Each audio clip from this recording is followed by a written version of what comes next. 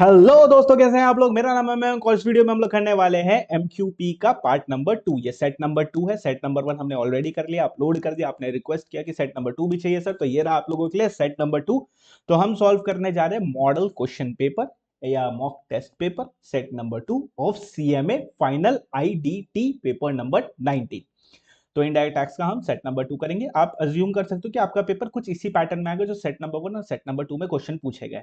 तो स्टार्ट करते हैं हम। और मैंने जून 24 वाला भी अपलोड करके रखा है क्वेश्चन पेपर का आंसर, तो आप वहां से चेकआउट कर लेना।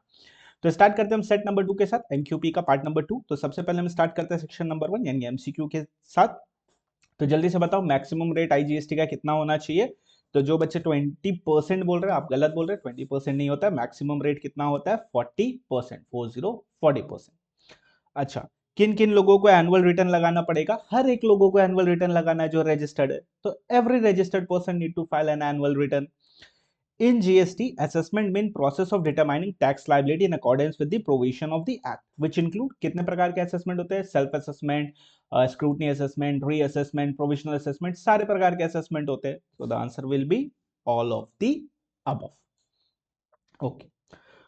For the year 23-24, due date of filing of annual return is 31/12/2024. As per CGST Act, books of accounts कब तक मेंटेन करके रखने पड़ते हैं अपने को। तो बच्चों आपको याद होना चाहिए कि रिकॉर्ड्स बुक्स ऑफ अकाउंट्स हम कब तक अकाउंट्स एंड रिकॉर्ड्स चैप्टर में आपको मिलेगा। बुक्स ऑफ अकाउंट्स हम मेंटेन करते हैं 72 months, that is 6 years. 6 years कहां से काउंट करना है, from the due date of filing of annual return. कैसे निकालेंगे, बस 24 में 6 ऐड कर देंगे तो कितना हुआ 31/12/2030। है क्या ऑप्शन में, बिल्कुल है। तो ये रहा आपका 31/3/2030 आंसर। 6 ईयर्स के लिए अपने मेंटेन कर। यूआईएन मतलब क्या होता है, यूनिक आइडेंटिफिकेशन नंबर। किसको मिलता है, ये एम्बेसीज वगैरह को मिलता है। अगर आपको याद होगा तो एग्जेम्पशन चैप्टर में हमने पढ़ा था। तो यूनिक आइडेंटिफिकेशन नंबर एम्बेसीज वगैरह को मिलता है, इन सारे लोगों को प्रोवाइड किया जाता है। Under GST inspection as well as search can be carried out only after authorisation by. अच्छा, कौन ऑथोराइज करता है इंस्पेक्शन को, तो जेसी ऑथोराइज करता है। सेम क्वेश्चन इस बार सीए फाइनल में भी आया था, नवंबर वाले में, नवंबर 24 में। तो इसको कौन ऑथोराइज करता है, ज्वाइंट कमिश्नर ऑथोराइज करता है। अच्छा, ये एमक्यूपी कौन सा है तुम्हारा, दिसंबर 2024 का पार्ट नंबर 2 है। ठीक है, next. If show cause notice mention tax liability of 1,11,156.30 and penalty of 172.60, तो what is the amount payable under section 170। अब बच्चों को 170 नहीं पता है कहां दिया हुआ है। 170 आपका मिसलेनियस चैप्टर में दिया गया है। ये क्या बोलता है, ये बोलता है कि अगर लास्ट में 50 पैसे या उससे ज्यादा है तो अपवर्ड राउंडिंग करना है। 50 पैसे से कम है एंड फिगर, तो अपने को डाउनवर्ड राउंडिंग करना है। ठीक है, यानी इग्नोर कर देना उस 50 पैसे के वो नीचे जितनी फिगर है। तो यहां पे अपने पास कितना है 1,11,156.30। तो 1,11,156.30 इसमें अपने को ऐड करना पड़ेगा 172.6, तो सॉरी 572.6। तो 572.6 ऐड किया, टोटल आया अपने पास 11,1728.9। अब देखो लास्ट में 50 पैसे से ज्यादा आ रहा है क्या, यस। तो अपवर्ड करेंगे, तो अपवर्ड करेंगे तो कितना आ जाएगा 11,729। सिंपल। चलो, where a desktop printer is sold for 10,000 along with exchange of old printer and if the price of new desktop printer without exchange is 12,500, तो बताओ क्या लेंगे। तो सबसे पहली बात, यहाँ पे सेक्शन नंबर 15 नहीं आएगा because price is not the sole consideration. क्या आएगा, रूल नंबर 27। रूल नंबर 27 क्या बोलता है, ओपन मार्केट वैल्यू या जो भी मिला है उसका फेयर मार्केट वैल्यू, जो भी अपने को रिसीव हुआ है। तो यहाँ पे अपने को जो भी रिसीव हुआ है, क्या रिसीव हुआ है अपने को ओल्ड प्रिंटर रिसीव हुआ। क्या ओल्ड प्रिंटर का वैल्यू दिया है, आंसर सुनो, चाहिए भी नहीं बिकॉज अपना फर्स्ट प्रायोरिटी क्या है, ओपन मार्केट वैल्यू। क्या open market value due desktop दिया है 12,500, yes. So 12,500 will be our answer because अपने प्रायोरिटी फॉलो करते हैं। फर्स्ट प्रायोरिटी में ओपन मार्केट वैल्यू, तो ओपन मार्केट वैल्यू आ गया। अगर यहाँ पे फेयर मार्केट वैल्यू दे रखा होता तो प्रिंटर का इरेलीवेंट है बिकॉज फर्स्ट प्रायोरिटी पे ओपन मार्केट वैल्यू ही फॉलो करना है। Time limit to pay the value of supply with tax to avail ITC. Oh my God, बच्चे एक्साइटेड एकदम। सर हम पूरी तरह से एक्साइटेड है सर, हमको पता है अवेल आईटीसी के लिए होता है annual date of date of filing of annual return ये 30 सितंबर which ever is earlier. Sir ये तो अपने को पता कंफर्म डी आंसर होगा। मेरे प्यारे बच्चे पहले पढ़ ले क्या लिखा है क्वेश्चन में। Time limit to pay the value with taxes, ताकि तुम आईटीसी ले सको। यानी अपने से क्या बात कर रहा है, 180 दिन वाला क्राइटेरिया। यानी अपने को कितने दिन के अंदर सप्लायर को पे करना होता है, 180 डेज के अंदर, वैल्यू प्लस टैक्सेस। अगर नहीं पे किया तो फिर अपने को आईटीसी रिवर्स करना पड़ता है अलोंग विथ इंटरेस्ट। याद होगा क्वेश्चन भी कराया था इससे रिलेटेड। हालांकि ये जो एमटीपी है इसका पूरा 110% पूरी की पूरी एमटीपी एलएमएस से आई है। एलएमएस और हमारे कौन से बुक्स, एलएमएस में हमने जो जो एग्जांपल्स करे वो सारे एग्जांपल को इन्होंने इसमें करवा दिया। हम भी कर लेंगे अभी, डोंट वरी, रिवीजन हो जाएगा इसी बार। 10 नंबर की तरफ आ गए। Manufacturer who is registered person under GST has purchase 10,000 kg of raw material. Okay, IGST उसमें मेरा लगा 1 लाख रुपए का। He has taken 100 kg for personal use, 200 kg चोरी हो गया। Only 80% of the raw material was consumed during the month. बताओ कितना आईटीसी मिलेगा। बच्चा बोलेगा 80,000। नहीं, ध्यान से सुनो, आईटीसी अपने को यूटिलाइजेशन ऑफ इनपुट पे मिलता है क्या, या परचेज ऑफ इनपुट पे मिलता है? तो सर हम लोग को जो आईटीसी मिलता है that is not on utilisation, it is for purchase of input. तो हमने अगर परचेज किया है तो अपने को मिल जाएगा। तो इनपुट टैक्स अपना कितना बन रहा है, 1 लाख रुपए। बट प्रॉब्लम है ये 1 लाख इज बराबर ऑफ 10,000। बट 10,000 केजी में क्या हुआ है, 10,000 में 100 पर्सनल चला गया, 17,500 आईटीसी इज ब्लॉक। 200 चोरी हो गया, 17,500 आईटीसी इज ब्लॉक। यानी कितना बचा, 9,700। यानी सिर्फ आईटीसी अपने को मिलेगी 9,700 की, जो कि आएगी आई थिंक 97,000। सिंपल। तो सर 80% क्यों दिया, कंफ्यूज करने के लिए तुमको। यूटिलाइजेशन पे आईटीसी नहीं मिलता है, आईटीसी मिलता है इनपुट पे। जितना इनपुट खरीदोगे पूरा मिल जाएगा, until unless it is blocked under section 75 या सेक्शन 16 का उल्लंघन नहीं कर देते हो तो। उसके अलावा सारी आईटीसी मिलती है, कोई दिक्कत नहीं है। Okay. Mister Raj, resident of India, return back to India from London after 2 years। ओहो, 2 साल के बाद आ रहे हैं लंदन से। ज्वेलरी लेके आए 42,018 ग्राम्स की। बताओ कितना ड्यूटी देंगे। पहले बात चैप्टर बताओ जल्दी से, बताओ बताओ। Baggage, very good. इसीलिए वीडियो पसंद आ रही है इसका मतलब। तो लाइक मार देना, नए हो तो सब्सक्राइब मार देना, और दोस्तों के साथ शेयर जरूर कर देना, कमेंट करके बताना कैसी लग रही है वीडियो। तो यहाँ पे 42,000 का हम लेके आते हैं और हम 1 साल बाद आ रहे हैं, तो क्या मेरे को रूल 5 मिल जाएगा? बिल्कुल रूल 5 मिल जाएगा। रूल 5 में कितना बोलता है, रूल 5 बोलता है या तो 40 ग्राम्स, नहीं सॉरी 20 ग्राम्स 50,000, इतना अवेलेबल होता है जेंटलमैन पैसेंजर को। 20 ग्राम्स 50,000। हम कितना ग्राम लेके आए, 18 ग्राम। क्या it is with in 20 grams? Yes. क्या it is with in 50,000? Yes. तो मेरे को कोई भी कस्टम ड्यूटी पे करनी है? द आंसर इज नहीं, कोई भी कस्टम ड्यूटी पे नहीं। अच्छा, इसी क्वेश्चन को एक लेवल आगे लेके चलते हैं दोस्तों। हाँ सर ये भी करेंगे क्या? जरूरी है यार, ये जरूरी है करना, मजाक थोड़ी है। अब मान लो अगर यहाँ 42,000 की जगह अगर फिगर होती 62,000, तब क्या करते? तब भी आंसर नील आता। क्यों आंसर नील आता? बिकॉज रूल 5 में उसको 50,000 का बेनिफिट मिलता, 12,000 रुपया पे टैक्स लगता, बट उसके पास रूल 3 भी तो होता, एंड रूल 3 में 50,000 तक का जीएफए मिलता है, जनरल फ्री अलाउंस। तो उसमें से वो 12,000 लेस कर देते तो भी आंसर नील होता। सब कुछ साथ में चलेंगे करते हुए। ओके, 12th नंबर में थोड़ा दिक्कत है। 12th नंबर बोलता है which of the following grants the permission of manufacturing और other operation in bonded facility. यानी वेयर हाउसिंग चैप्टर में वेयर हाउस में मैन्युफैक्चर करने का परमिशन कौन देता है? So the answer is AC DC दोनों देते हैं। बट यहाँ पे सिंस एसी अलग दिया, डीसी अलग दिया, and both of the option नहीं दे रखा है, इसीलिए उन्होंने क्या सेलेक्ट कर लिया, कमिश्नर ऑफ कस्टम। तो हम भी क्या सेलेक्ट करेंगे, कमिश्नर ऑफ कस्टम। ऐसे कौन देता है, एसीडीसी देता है। बट अपने लिए क्या करेंगे, commissioner of custom, because MCQ में ऑप्शन ही नहीं दे रखा है। आगे 13 नंबर, आइस गेट क्या होता है, मेंशन्ड है, लास्ट पेज में ही लिखा है चैप्टर नंबर 2 के ऑफ कस्टम्स में। ये होता है तुम्हारा Indian custom electronic gateway. Indian custom data exchange मत कर देना, इलेक्ट्रॉनिक गेटवे। देखो, Indian custom electronic gateway, ice gate, Indian custom electronic gate. Which of the following document is not required for claiming the duty drawback on re-export? Re-export पे जो duty drawback मिलता है उसके लिए क्या डॉक्यूमेंट नहीं चाहिए? इंपोर्ट इनवॉइस चाहिए, बिल्कुल चाहिए। Evidence of payment of duty at the time of import चाहिए, चाहिए। Export bill with package list चाहिए, चाहिए। परमिशन चाहिए क्या सीबीईसी का? The answer is no, CBEC का कोई परमिशन नहीं चाहिए, उसको सिर्फ सेटिस्फाई करना है कि प्रोडक्ट सेम गया, परमिशन नहीं चाहिए उसका। And the answer will B D, and the answer is also wrong because यहाँ पे सीबीआईसी होना चाहिए। सीबीईसी तो कब का चेंज हो चुका, 2017 में ही। सीबीईसी था central board of excise and customs, अब क्या हो गया? Central board of indirect taxes and custom, CBIC हो गया। यहाँ थोड़ा गलती है। अच्छा, ये अगर तुमने एफटीपी नहीं पढ़ा तो भी आंसर कर पाओगे। बताओ एफटीपी में कौन सा ड्यूटी एग्जेम्पशन मेथड है? दो ही है, advance authorisation and duty free import authorisation scheme. And EPCG, EPCG option इसमें दे नहीं रखा, इसमें सिर्फ ये दो दे रखा। So the answer will be be 1 and 2। यहीं पे खत्म होता है अपना एमसीक्यू। है 10 मिनट में एमसीक्यू खत्म हो गए सारे के सारे? जी हाँ, और एग्जाम में 15 मिनट में खत्म होंगे अगर तुम प्रॉपर्ली कर पाओगे तो, बिल्कुल कर पाओगे। अच्छे से पढ़ाई करो, अच्छे से रिवीजन करोगे अगर रिवीजन वीडियो को प्रॉपर्ली यूज कर लेना।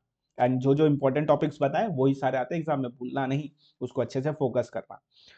अब चलते हैं सेक्शन बी की तरफ। सेक्शन बी में जो क्वेश्चन नंबर 2 है वो तो डायरेक्ट क्वेश्चन है, थ्योरी क्वेश्चन बुक में दे रखा है।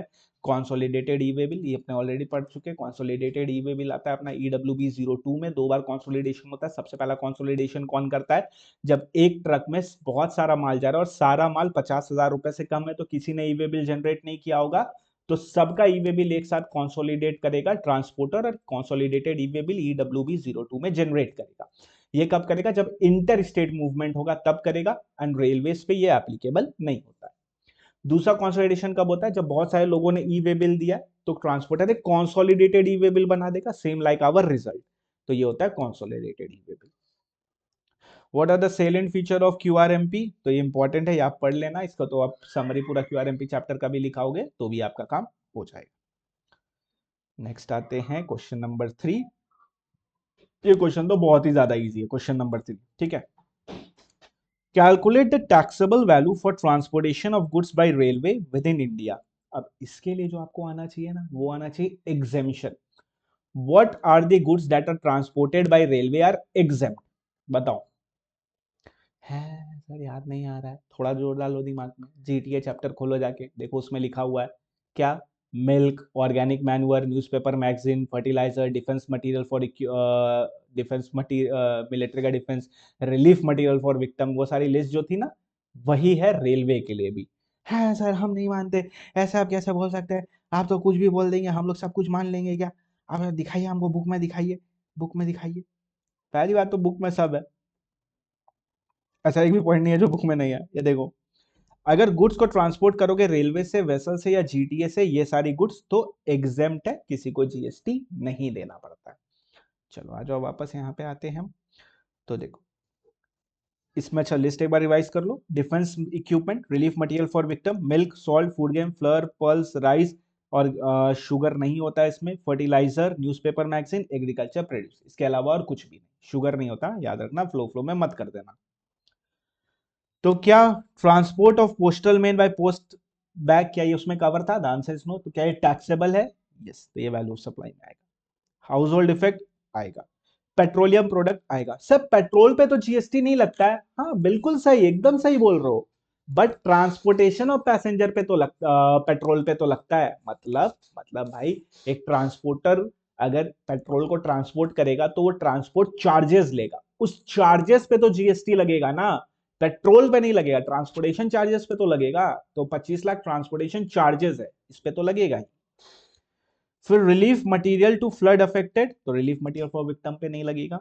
न्यूज़पेपर मैगजीन नहीं लगता है। मिल्क नहीं लगता है। अल्कोहलिक बेवरेजेस, सेम, अल्कोहल पे नहीं लगता, बट अल्कोहल को ट्रांसपोर्ट करने का जो ट्रांसपोर्टेशन चार्जेस है उस पे तो लगता है ना दोस्तों। डिफेंस एंड मिलिट्री इक्विपमेंट पे नहीं लगेगा। केमिकल फर्टिलाइजर पे लगेगा। अदर टैक्सेबल पे लगेगा। डीमर्ज है कि नहीं उससे कोई फर्क नहीं पड़ता, इरेलीवेंट डेटा है। तो 55 plus 50 plus 25 plus 7 plus 90 plus 200, so the answer is 427. Let's check the answer is 427 or not. Oh my god, the answer is 427, and the working note is only just you have to write which is exempt or not. Just create a table and full marks आपको allot कर दिए जाएंगे। Question number B जो है इसका, किसका? 3 का B. अब ये मत बोलना ये तुमको नहीं आता है, ठीक है। ये क्वेश्चन हमने जब रूल नंबर 43 पढ़ा था, फर्स्ट क्वेश्चन ही यही वाला सॉल्व किया था, अगर क्लास में याद होगा तो। और नहीं याद है तो कोई बात नहीं, रिवीजन वीडियो जो आईटीसी की अपलोडेड है उसमें भी पहला क्वेश्चन यही सॉल्व किया था।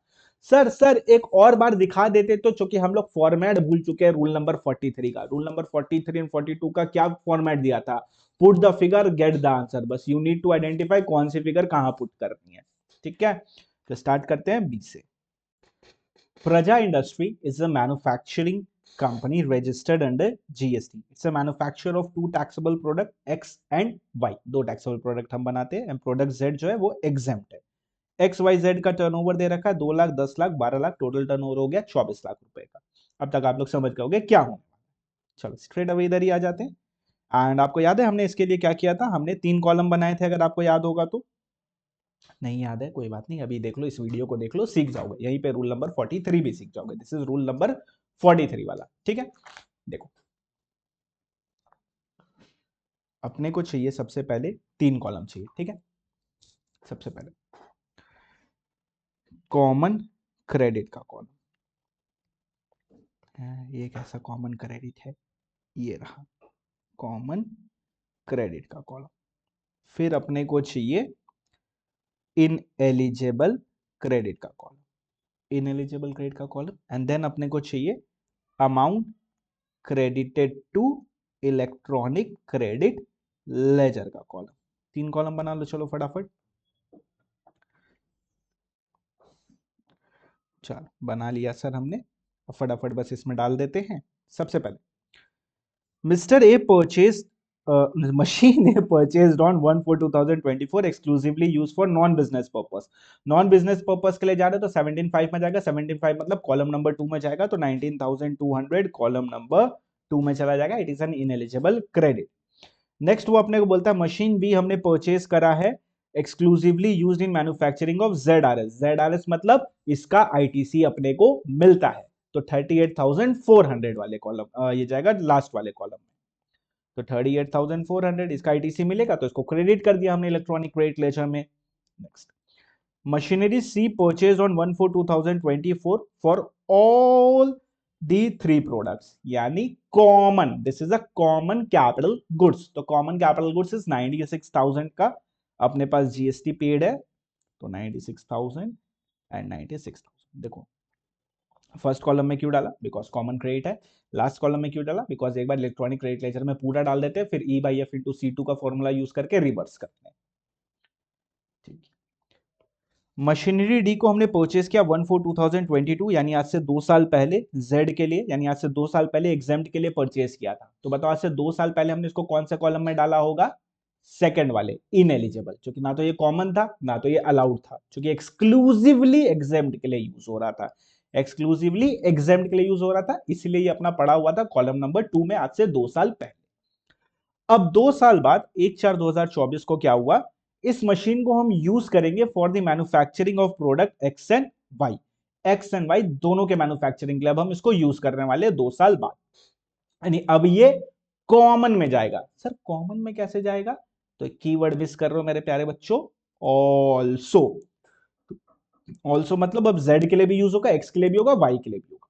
तो आज से 2 साल पहले हमने इसको कॉमन क्रेडिट में डाला नहीं था, आज ये कॉमन क्रेडिट में जाएगा। यस 1,92,000 इलेक्ट्रॉनिक क्रेडिट लेजर में जाएगा। यस बिकॉज आज से 2 साल पहले नहीं गया था, आज से 2 साल पहले हमने इसको सिर्फ और सिर्फ किस में डाला था?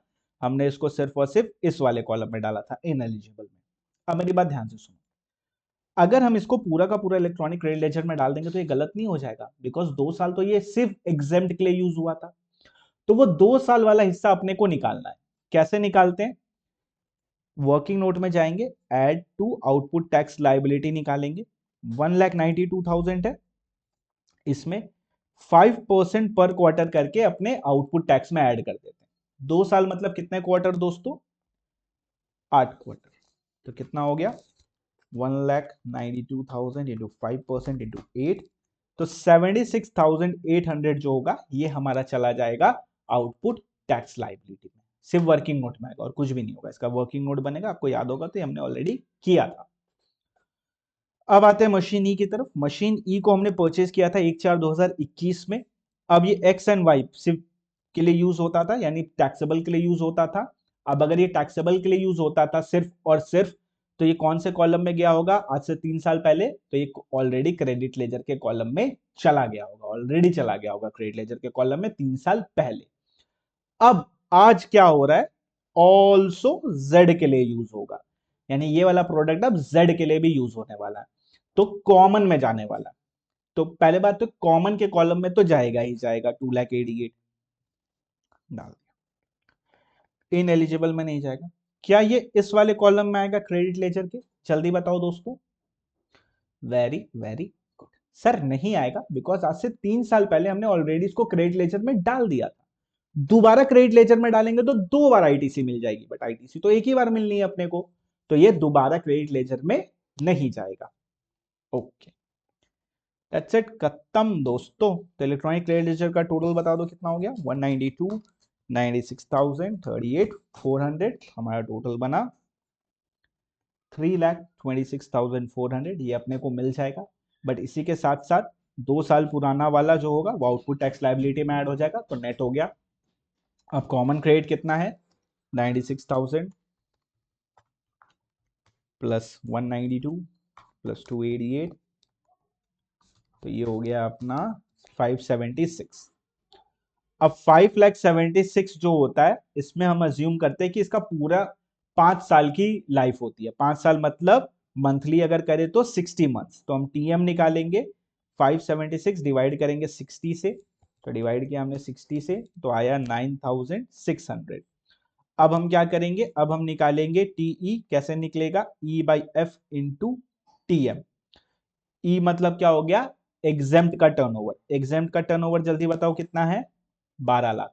एफ मतलब टोटल कितना, 24 लाख, तो 12/24, तो हो गया 12/24। टीएम मतलब क्या हो गया, जो डिवाइड बाई 60 करके निकाला, 9,600।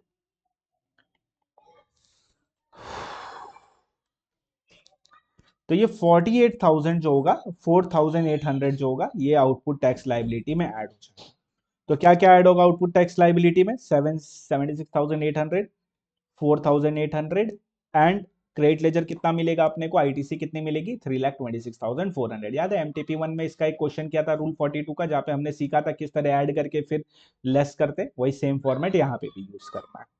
लेट्स सी, तो कॉमन क्रेडिट हो गया 576, 9,600 हो गया हमारा, एंड 4,800 इसको हम क्या करेंगे, रिवर्स कर देंगे, ऐड कर देंगे आउटपुट टैक्स लाइबिलिटी में। क्रेडिट लेजर कितना अपने को मिलेगा, 326,400। देखा, 3 कॉलम बना लिया, पूरा गेम ओवर, पूरे मार्क्स तुम्हारे खेमे में। बस एक चीज याद रखना, लास्ट में इलेक्ट्रॉनिक क्रेडिट लेजर इतना एंड इतना रिवर्स, ये सारा 1 1 2 3 4 करके यहाँ पे लिख के आ जाना आंसर लिखने के बाद, जब आंसर खत्म हो जाए 1 2 3 यहाँ पे लिख देना, तभी फुल मार्क्स मिलेंगे, अदरवाइज मार्क्स काट लेंगे वो। फिर मेरे पास मत आना रोते रोते, सर उन्होंने तो मार्क्स काट लिया। अरे तुमने कुछ किया होगा तभी काटा है। चलो, prepare a checklist to conduct audit under GST. तो जीएसटी के अंदर ऑडिट कैसे कंडक्ट होता है, रजिस्ट्रेशन चेक करना है, डेटा एनालिसिस वगैरह करना है, ये रीड कर लेना, नॉर्मल प्रोविजन से ऑडिट में तुमने इंटर में पढ़ रखा है, वही सेम है यहाँ पे। Whether GST is applicable on service और assistance rendered by court receiver appointed by court. तो आपको पता होगा कोर्ट कोई भी सर्विस देती है वो शेड्यूल 3 में कवर होता है, ना तो वो सप्लाई ऑफ गुड्स होता है, ना वो सप्लाई ऑफ सर्विस होती है, उस पर जीएसटी नहीं लगेगा। बट अगर कोर्ट रिसीवर कोई सर्विस देता है, उसका क्या करना है अपने को, तो अगर कोर्ट रिसीवर कोई सर्विस अपने को प्रोवाइड करता है, तो वो सर्विस भी शेड्यूल 3 में कवर होती है। किसने बोला है, लिख लो दोस्तों, हाई कोर्ट ने। किसने बोला है, हाई कोर्ट ने बोला है। हाई कोर्ट का जजमेंट है, उन्होंने बोला जो कोर्ट रिसीवर सर्विस देता है वो कोर्ट माना जाता है। तो अब कोर्ट कोई भी सर्विस दे रहा है वो शेड्यूल 3 में, एंड शेड्यूल 3 में है तो उस पर कोई भी जीएसटी नहीं लगेगा, because it is neither supply of goods not supply of services. Done है जी। चलो 5 में आते हैं, ये तो आप कर ही लोगे। टाइम ऑफ सप्लाई अपने से पूछा है गुड्स के केस में, क्या होता है टाइम ऑफ सप्लाई गुड्स के केस में, कुछ नहीं लिखा तो फॉरवर्ड चार्ज। फॉरवर्ड चार्ज में हमने क्या पढ़ा था, 12/2 क्या बोलता है, date of issue of invoice या last date of issue of invoice. As per section number 31 what is the last date of issue of invoice, removal. तो दोनों को अगर मर्ज कर दे तो टाइम ऑफ सप्लाई 12/2 में कैसे निकलेगा, या तो रिमूवल का दिन और या तो इनवॉइस का दिन, which ever is earlier. Removal कैसा आया, last date of issue of invoice removal को हो जाना चाहिए, तो रिमूवल का दिन या इनवॉइस का दिन which ever is earlier. Payment से लेना देना है, द आंसर इज नो। तो ये दो कॉलम से कोई लेना देना नहीं है, अपने को बस ये दो कॉलम देखना है, इन दोनों में विच एवर इज अर्लियर जो होगा वही आंसर होगा। तो फर्स्ट वाले का 16/8/2024 इज अर्लियर, नेक्स्ट वाले का 16/8/2024 इज अर्लियर, नेक्स्ट वाले में दोनों ही सेम है, तो 19/10/2024 will be your answer. Date of issue of invoice या last date of issue of invoice as per section number 31, last date of issue of invoice will be removal का दिन, तो दोनों को कंबाइन कर दिया, रिमूवल या invoice which ever is earlier, तो अर्लियर अर्लियर अर्लियर खत्म हो गया, फिनिश। चलो इधर आते, LIC वाला, ये तो बहुत ही ज्यादा सिंपल है, रूल नंबर 32(4) को क्लब करता है। रूल नंबर 32(4) क्या बोलते हैं, क्विक रिवीजन मार ले दोस्तों। अगर हम इंश्योरेंस बेचते हैं और उस इंश्योरेंस में हम लाइफ का और इन्वेस्टमेंट का एलिमेंट बता देते हैं, तो वो माइनस करके जितना अमाउंट प्रीमियम का बचा वो उस पे जीएसटी लगता है। अगर हम इन्वेस्टमेंट एलिमेंट नहीं बताते तो फर्स्ट ईयर के लिए 25%, सब्सिक्वेंट ईयर के लिए 12.5% विल बी द वैल्यू, उस पे जीएसटी आएगा। ओके, एंड अगर रिस्क कवर वाला पॉलिसी है तो entire premium will be your for value of supply, entire पे अपने जीएसटी लग जाएगा। इस पे हमने क्वेश्चन ऑलरेडी कर रखा। तो इधर आते, total premium collected is 1200 lakh, out of which first year premium is 5000 lakh, general policy है। ओके, तो यहां देखो क्या करेंगे, अपने पेज बना ले क्या एक, तो फर्स्ट वाले में जो जनरल इंश्योरेंस है that has been divided into two parts. पहला जो 5000 है वो तो फर्स्ट वाला है, एंड इसमें अपने इन्वेस्टमेंट एलिमेंट बताया ही नहीं है, तो जो 5000 लाख है उसका कितना लगेगा अपने को, 25% विल बी द वैल्यू। तो 5000 into 25% that is 1250 will be the value. Remaining कितना बचा, टोटल है 12000 लाख, तो 12000 लाख माइनस 5000 लाख, 7000 लाख जो बचा उसका 12.5% बिकॉज वो सब्सिक्वेंट होगा, 12.5%, तो 12.5% हो गया मेरा 875, ये हो गया जनरल वाले का। नेक्स्ट, सिर्फ रिस्क कवर वाले के लिए, इसमें इन्वेस्टमेंट एलिमेंट है ही नहीं, तो पूरा का पूरा premium will be for risk cover, तो पूरा का पूरा will be the value of supply, तो पूरा का पूरा 500 lakh will be the value of supply. Next, अब ये वेरिएबल है, इसमें बोला premium collected 88,000 lakhs, 80% is allocated for investment, तो और ये इन्वेस्टमेंट वाला हमने पॉलिसी होल्डर को बता दिया। क्या इस 80% को लेना है, द आंसर इज नो। तो क्या लेना है, 20% लेना है, यानी जितना रिस्क एलिमेंट है बस वो लेना है, तो 8000 इंटू 20%, अपने को लेना है 8000 का सिर्फ 20%, सिर्फ रिस्क एलिमेंट पे जीएसटी लगता है, इन्वेस्टमेंट एलिमेंट पे नहीं लगता, तो हो गया अपना 1600। तो वीओएस कितना बनेगा दोस्तों, 1250, 875, 500, 1600 एंड इट विल बी 4225। थोड़ा कैलकुलेटर चला लो महाराज, थोड़ा चला लो, एग्जाम है भाई, 2-3 दिन बाद ही एग्जाम है, क्या कर रहे हो। सो द आंसर इज 4225, एंड ये पूरा का पूरा इंट्रा स्टेट सप्लाई करते हैं तो जीएसटी निकाल लेंगे 9% ईच करके विद इन सेम स्टेट, यानी इंट्रा स्टेट है तो 9% करके निकाल लेंगे, तो इंटू 9% क्या, तो कितना आएगा 380.25, 380.25 will be your GST। पहले ही बोला ना 25%, 12.5% इज नॉट जीएसटी का रेट, दैट इज वैल्यू का रेट, उस पे जीएसटी आता है।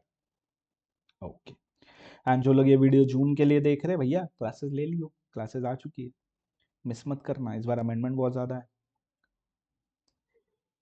Provision of warehousing bond under section 79 and owner right to deal with the warehouse goods, already direct question, direct answer लिखा हुआ है, इसमें कुछ भी नया नहीं है।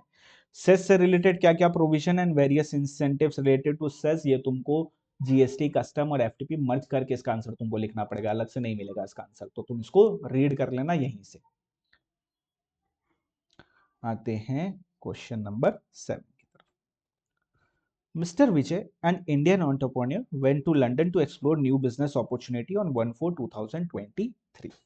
अब यहाँ पे जो मैंने बैगेज का चार्ट तुमको बैगेज का जो चार्ट दे रखा है एनेक्शर वाला, वो यहाँ पे बहुत ज्यादा काम आएगा। ठीक है, जो लोग बोल रहे हैं सर चार्ट गलत है, हमारा इंस्टीट्यूट तो ये वाला चार्ट फॉलो नहीं करता है, आपका इंस्टीट्यूट यही वाला चार्ट फॉलो करता है।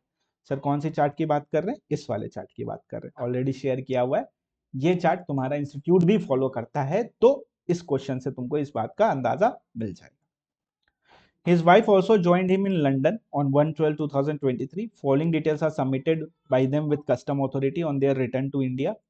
यूज पर्सनल इफेक्ट 80,000 का लाया, म्यूजिक सिस्टम 35,000 का लाया, ज्वेलरी लेके आया है विजय 48,000 का, गोल्ड बार लेके आई है उसकी वाइफ 20,000 का। चलो इसको करते हैं, देखो बहुत सिंपल सा है ये। सबसे पहले हस्बैंड का निकालते हैं, ठीक है। अब हस्बैंड अपने साथ एनेक्शर 1 का तो कुछ लेके आया नहीं, सिर्फ ज्वेलरी लेके आया, म्यूजिक सिस्टम लेके आया। तो म्यूजिक सिस्टम पहले पूरा लिख लो, म्यूजिक सिस्टम कितना का लेके आया है, म्यूजिक सिस्टम लेके आया 35,000 का। अच्छा पर्सनल इफेक्ट पे लगता है क्या, तो पर्सनल इफेक्ट पे तो नहीं लगता है, ओके। 35,000 का लेके आया एंड ज्वेलरी लेके आया 45,000 का, 48,000 का, तो 48,000 का ज्वेलरी लेके आया। अब ये हस्बैंड गया किस दिन था ये देखना बहुत जरूरी है। 1/4/2023 आया कब, 30/4/2024। क्या एक साल के बाद आया, हाँ। अगर एक साल के बाद आया है तो हस्बैंड को ज्वेलरी का रूल 5 मिलेगा। रूल 5 क्या बोलता है, 20 ग्राम्स या 50,000 विच एवर इज, मतलब दोनों को मद्देनजर रखते हुए रूल 5 देना है अपने को। अब ग्राम्स तो अपने को दे नहीं रखा, बट 48,000 दिया, तो वी आर अज्यूमिंग 20 ग्राम्स के अंदर है 48,000। तो जेंटलमैन पैसेंजर के लिए कितना अवेलेबल था, 50,000 का मिलता था रूल 5 में। तो हम आगे रूल 5 का पहले इसको बेनिफिट देंगे। 40,000 कितना का, ज्वेलरी 48,000 लाया, तो मैक्सिमम 48,000 का बेनिफिट दे सकते हैं। 50 या 48,000 विच एवर इज लोअर, तो 48,000 का बेनिफिट रूल 5 में। अब क्या इसको रूल 3 का बेनिफिट भी मिलेगा, अभी तो जस्ट एमसीक्यू में बताया, वही क्वेश्चन यहाँ पे पूछ भी लिया। मिलेगा, बिल्कुल मिलेगा। कितना मिल जाएगा, तो 35,000 का पूरा मिल जाएगा, और क्या। एंड यहाँ पे हो जाएगा nil, कोई भी जीएसटी पेमेंट नहीं करना हस्बैंड को। वाइफ की बात करें, वाइफ अपने साथ सिर्फ गोल्ड का बार लाती है। अब ये गोल्ड का बार कहाँ कवर होता है, एनेक्शर 1 में कवर होता है। कितने का लेके आई है, 20,000 का लेके आई है। तो ये सिर्फ 20,000 का गोल्ड का बार लेके आई है, जो कि एनेक्शर 1 में कवर होता है। अब आप बोलोगे सर इसका 110% लगेगा, द आंसर इज नो। यहां पे लगेगा विदाउट जीएफए 38.5%, यानी 35 प्लस 10% लगेगा। सर कैसे, ये देखो चार्ट ऑलरेडी शेयर कर रखा है तुम्हारे साथ। एनेक्शर 1 में अगर कार्टेज, सिगरेट, सिगार, टोबैको और गन लाओगे तो 110% लगेगा। बट अगर अल्कोहलिक लिकर 2 लीटर से ज्यादा, gold and silver and LCD LED लाओगे तो 38.5 लगता है। याद रखना, यहाँ मिस्टेक मत कर देना, इसको स्क्रीनशॉट ले लो और लर्न कर लेना। तो यहाँ पे 38.5 लगेगा, 38.5, तो कितना टैक्स बनेगा 20,000 का, और कोई जीएफए वगैरह कुछ भी नहीं मिलता इसमें। 38.5%, तो 7,700 का कस्टम ड्यूटी पे करना पड़ेगा वाइफ को, हस्बैंड को कुछ भी पे नहीं करना। हाँ जाओ इधर देखें किधर, 7,700 मिसेस विजय के लिए एंड हस्बैंड के लिए कुछ भी पे नहीं करना। देखा कितना आसान सा था। अब आते इधर, ये तो तुम कर ही लोगे बिल्कुल भी। एसेसेबल वैल्यू निकालना है, कॉस्ट ऑफ मशीन दिया है, इसका मतलब एक्स फैक्ट्री। अब एक्स फैक्ट्री दे रखा है, देखते क्या चीज से आ रहा है। Transport charges incurred by exporter from इस फैक्ट्री टू पोर्ट। अच्छा पोर्ट मतलब वेसल से आ रहा है, एक्स फैक्ट्री है, वेसल है। अब अगर इंडिया तक का खर्चा दिया है कि नहीं ये देखते हैं। तो freight charges from exporting country to India, यानी इंडिया तक का फ्रेट का भाड़ा दे रखा है, यानी ये 1 वाले में फॉल करेगा। कौन सा ऑप्शन में फॉल करेगा, 1 वाला। अगर नहीं पता है तो वैल्यू ऑफ वैल्यूएशन का वीडियो देख लेना कस्टम्स का, बहुत इंपॉर्टेंट है, ठीक है। तो ये एक्स फैक्ट्री है, वेसल है एंड एक्चुअल फ्रेट दिया है, तो ये 1 में फॉल करेगा। 1 वाले में हम कैसे सॉल्व करते थे, वर्किंग नोट बनाने की जरूरत नहीं है, एकदम सिंपल सोल्यूशन था। कैसे, कॉस्ट ऑफ द मशीन ले लो, लोड पोर्ट तक का खर्चा ले लो। तो $500 मेरे, $500 मेरे को लगा लोड पोर्ट तक लाने का खर्चा। हैंडलिंग चार्जेस लोडिंग वाली जगह पे, इंडिया का खर्चा नहीं लेते, लोडिंग वाली जगह का तो खर्चा लेते हैं, तो 50। बाइंग कमीशन तो लेते ही नहीं, इंडिया तक का खर्चा अपने को दे रखा है। अब यहां पे लोग करेंगे गलती जो तुमको नहीं रिपीट करनी है, ठीक है। तो हो गया मेरे पास 10,000 प्लस 500 प्लस 50, तो हो गया मेरे पास $10,550। ये है मेरा एडजस्टेड एफओबी। इसमें हम 10(1) का एडजस्टमेंट करते हैं फ्रेट और इंश्योरेंस। फ्रेट अपने को दे रखा है 1000, इंश्योरेंस दे रखा है क्या? नहीं। इसीलिए मैं हमेशा बोलता हूं रूल नंबर 10(2) लिखने का, एंड 10(2) लिखते ही तुरंत फ्रेट और इंश्योरेंस लिख देना, तो कभी भी भूलोगे नहीं यहाँ पे, अदरवाइज भूल जाओगे। इंश्योरेंस नहीं दे रखा है तो कितना लेते हैं? 1.125% of adjusted FOB, that is 10,550। तो 10,550 1.125% तो हो गया मेरा 118.689 कर देते हैं। टोटल करेंगे तो आ गया अपने पास 1000 plus 10,550। So my answer in dollar will be 11,668.6875। पूरा ही लिख देते 6875, this will be my answer. And अगर इसको रुपीस में कन्वर्ट करना है तो 75 का एक्सचेंज रेट यूज करके रुपीस में कन्वर्ट कर देंगे। Let's see. So the answer is 11,668.6875। Clear? Easy, easy VG. Yes sir, एकदम इजी है। एंड रुपीस में कन्वर्ट कर दोगे इसको तो 8,75,150। देखा कितना आसान सा क्वेश्चन आता है, आप लोग फालतू का घबराते हो, थोड़ा सा अच्छे से पढ़ाई करोगे तो अच्छे से आ जाएगा। क्वेश्चन नंबर 8 इज इंपॉर्टेंट, इसमें अमेंडमेंट पूछा गया है आपसे, ध्यान से देखना, ठीक है। पानी पी लेता, तुम भी पानी पी लो दोस्तों। पानी क्यों नहीं पीते हो तुम? पानी पियो यार, पानी पीना बहुत जरूरी होता है। आज मेरे पास यही वाला बोतल है।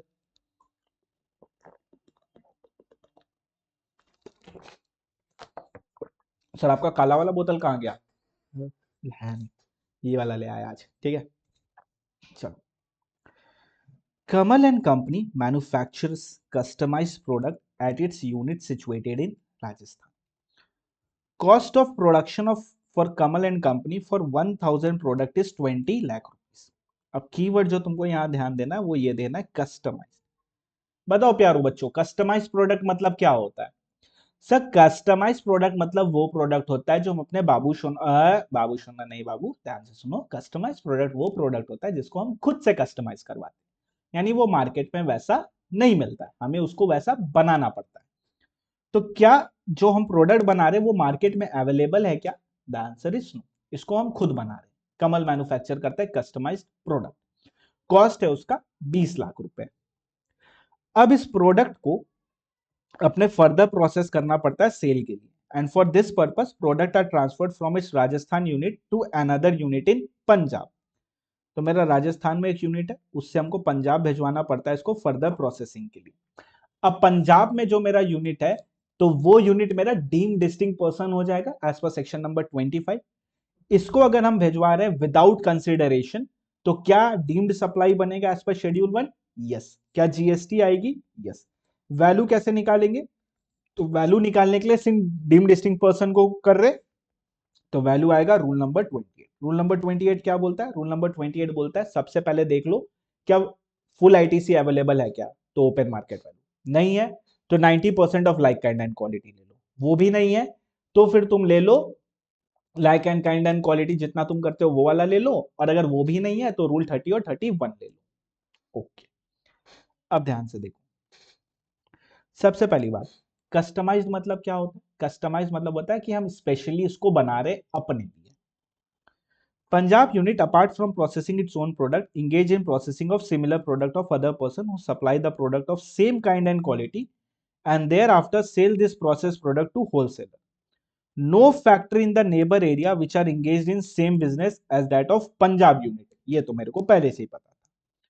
Product of same kind and quality are supplied in lot by another manufacturer. The price of such goods is 19 lakh rupees. Calculate करो value. अब ध्यान से देखो, पहली बात सबसे पहले अपने को लेना होता है अगर आईटीसी फुल एलिजिबल है तो जो भी वैल्यू डिक्लेयर करेंगे वही ओपन मार्केट वैल्यू बन जाएगी, यानी इनवॉइस वैल्यू। क्या क्वेश्चन में दे रखा है क्या कि आईटीसी एलिजिबल है Punjab unit? The answer is no, but ये आंसर में जाएगा, इसको तुम लिखोगे असम्पशन। अच्छा, ये क्वेश्चन हमारे कंपाइलर से, इनफैक्ट सारे क्वेश्चन 110% क्वेश्चन हमारे कंपाइलर से और कौन से बुक से, हाँ सीएमए फाइनल के लिए भी। तो ये अपने को दे नहीं रखा तो ये अपने अजम्पशन में लिख लेंगे। दूसरा ऑप्शन क्या है? 90% of like kind and quality, जो पंजाब बेचता है। तो क्या पंजाब बेचता है क्या like kind and quality? The answer is no, Punjab नहीं बेचता है। बेचता कौन है? दूसरा वाला, तो उसका 90% ले सकते हैं क्या? The answer is no. तो फिर हमने को लाइक काइंड एंड क्वालिटी लेना पड़ेगा जो दूसरा वाला बंदा बेच रहा है, एंड दूसरा वाला बंदा कितने में बेचता है, 19 लाख रुपए में। तो हमारे लिए वैल्यू क्या बन जाएगी, 19 lakh rupees. This was an amendment, ये अमेंडमेंट का पॉइंट है। तो हमें कितना लेना पड़ेगा, 19 लाख रुपीस। और अगर Punjab unit is entitle for full ITC, तो जो भी वैल्यू डिक्लेयर करेंगे वही ओपन मार्केट वैल्यू डीम कर ली जाएगी as per second proviso to rule 10 rule number 28। देखा, जो पढ़ा वही है, पहले ही बोला, सिंपल सा एकदम, कॉम्प्लिकेट कर देते हो तुम लोग। Next, ABC Limited India has received an order for supply of service amounting to $5 lakh to a US based client. Okay, अब इसमें डायग्राम बना लेना वरना कंफ्यूज हो जाओगे। तो ABC जो है अपने एक यूएस क्लाइंट को सर्विस देती है $5 लाख का, सर्विस दे रहे हैं हम $5 लाख का, ठीक है। ABC limited is unable to supply entire service, तो मैक्सिको का एक आदमी को वो अपॉइंट करते हैं एंड वो जो है डायरेक्टली सप्लाई कर देता है यूएस वाले क्लाइंट को। अब मैक्सिको वाला मेरा रिलेटेड नहीं है। इस सिनेरियो में क्या होता है, ध्यान से देखो, टू सप्लाई अ पार्ट से 40% of total contract value, identify exporter importer and value of export. तो वैल्यू ऑफ एक्सपोर्ट क्या लेना है, पूरा का पूरा $5 लाख। अगर यूएस वाले ने कुछ पैसा मैक्सिको को डायरेक्ट पे कर दिया, फॉर एग्जांपल $1 लाख, और एबीसी को $4 लाख दिया, तो भी वैल्यू $5 लाख ही बनेगी। बट कंडीशन क्या है, ये माना जाएगा कि ए ने इंपोर्ट किया है सर्विस एम से। क्या माना जाएगा, ए ने एम से इंपोर्ट किया है सर्विस। एंड अगर इंपोर्ट सर्विस होता है तो दोस्तों क्या लगता है, जल्दी बोलो, आरसीएम। तो अगर ए ने आरसीएम में टैक्स का पेमेंट कर दिया है तो माना जाएगा पूरा का पूरा value of supply for the purpose of export by mister A to US will be $5 lakh, and A को पूरा का पूरा एक्सपोर्ट बेनिफिट मिल जाएगा अंडर सेक्शन 16 $5 लाख में।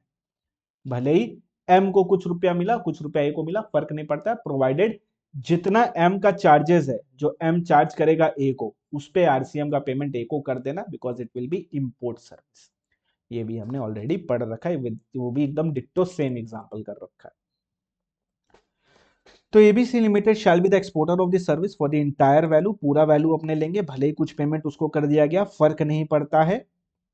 Say only 60% is received in India, remaining amount is directly paid to US client Mexico. Even in such scenario, 100% of the value shall be taken as consideration for export service. पूरी की पूरी ले लेंगे अपने। And condition क्या है कि अपने को उसमें पेमेंट कर देना है। हाँ, कंडीशन ये है, provided IGST on import service has been paid by XYZ limited Mexico, XYZ limited जो भी है, अपने उस पे IGST पेमेंट कर दिए, किस वो सर्विस जो XYZ ने डायरेक्टली प्रोवाइड की यूएस को, उस पे भी हमने पेमेंट कर दिया है आरसीएम के तहत, तो अपने को बेनिफिट मिल जाएगा।